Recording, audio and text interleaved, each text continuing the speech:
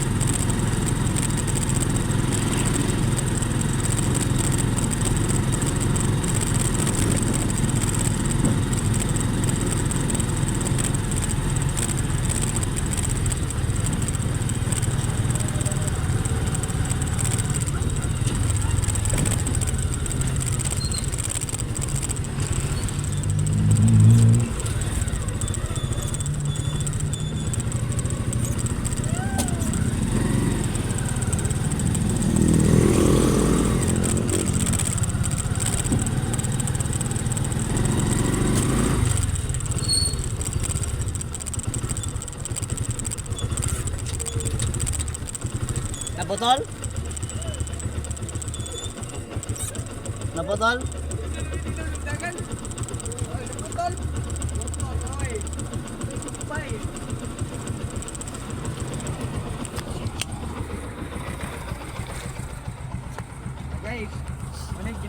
driver guide ho.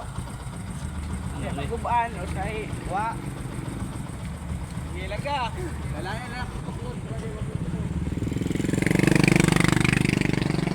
Putol.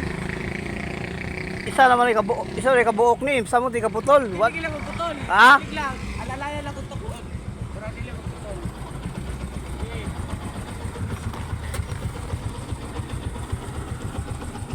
Alagay.